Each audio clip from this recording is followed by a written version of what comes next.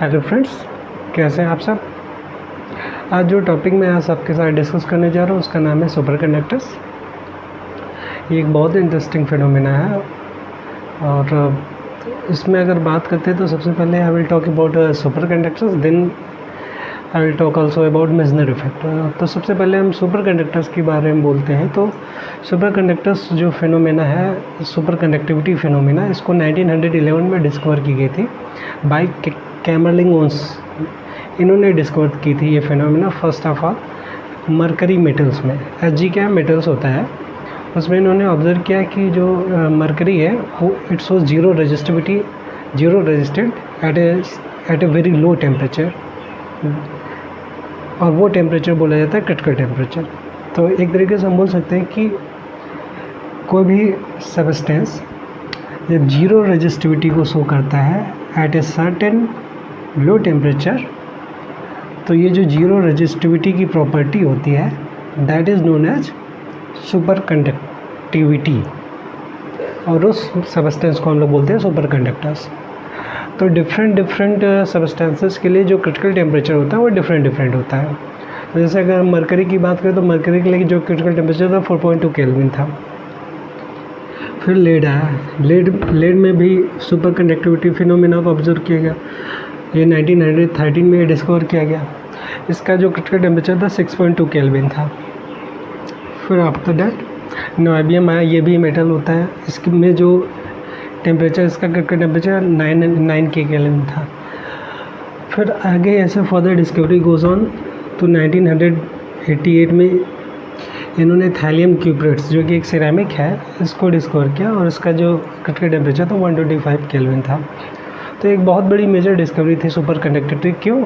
वो इसलिए थी क्योंकि आप जानते हैं कि अगर रेजिस्टिविटी जीरो हो गई तो it means resistance is zero, और रेजिस्टेंस अगर जीरो है तो इसका मतलब जो हीट लॉस होता है, पावर लॉस, अगर आप डिवाइस बनाते हैं कोई तो उसमें जो पावर लॉस I/R होता है उसके अकॉर्डिंग ये जीरो होगा, नो पावर लॉस।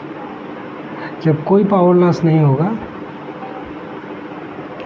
तो फिर वो डिवाइस बहुत यूजफुल हो जाएगी, क्योंकि उसमें कोई पावर लॉस नहीं होगा। एक बार आपने उसको ऑन कर दिया तो वो ऐसे कंटिन्यूसली वो ऑपरेट होती रहेगी विदाउट एनी एक्सटर्नल सोर्स। तो ये एक बहुत बड़ी मेजर डिस्कवरी थी। फिर उसके बाद सुपर कंडक्टिविटी, ये तो बात हो गई सुपर कंडक्टिविटी की, लेकिन अगर इसकी प्रॉपर्टी बात करें, सुपर कंडक्टिव मटेरियल्स की प्रॉपर्टी के बारे में, तो उसके लिए ये जो हमारा अगला टॉपिक है वो मेसनर इफेक्ट।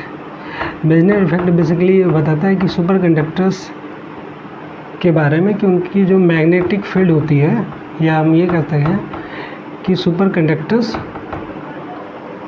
जो होते हैं वो परफेक्ट डायमैग्नेट होते हैं। यही एक तरीके से मेसनर इफेक्ट बताता है। मेसनर इफेक्ट क्या कहता है कि जब हम किसी सुपर कंडक्टिंग सब्सटेंस को, जो कि प्लेस्ड है किसी मैग्नेटिक फील्ड में, उसको जब हम कूल करेंगे और कूल करते वक्त उसका टेम्परेचर लेस देन Tc ले जाएंगे, तो ऐसे में क्या होगा, जो मैग्नेटिक फ्लक्स लाइन्स है inside that specimen that will be expelled out. मतलब क्या कि अगर किसी सुपर कंडक्टिंग सब्सटेंस के अंदर मैग्नेटिक फील्ड भी है, ठीक है, वो कब है, जब आप T is greater than Tc पे है। ऐसे में क्या होगा, उस सुपर कंडक्टिव सब्सटेंस की रेजिस्टिविटी नॉन जीरो होती है। बट अब आपने क्या किया, इसको कूल कर दिया।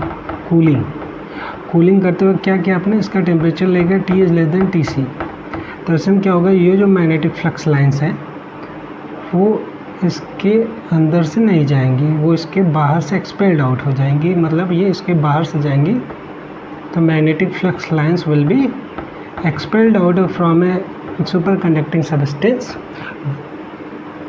which is placed in a magnetic field at T is less than Tc पे। यही मेसनर इफेक्ट बताता है। या दूसरे शब्दों में ये कह सकते हैं, तो ये भी कह सकते हैं कि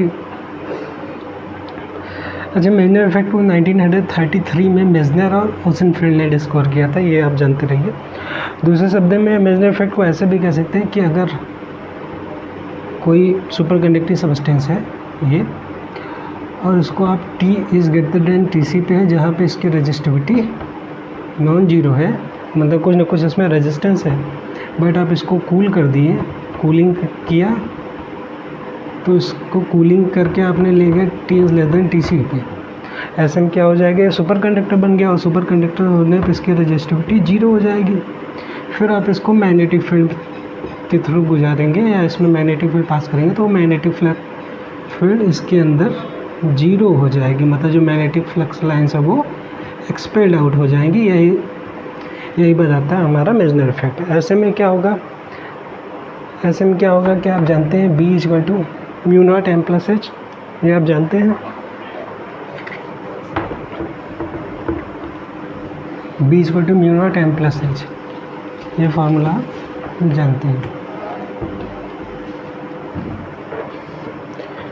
तो अगर उसका B equal to mu naught M plus H, B equal to 0 हो गया तो जो M/H की वैल्यू हो जाएगी इट विल बी -1, इसको बोलते हैं हम लोग ससेप्टिबिलिटी या फिर सुपर कंडक्टेबल भी -1।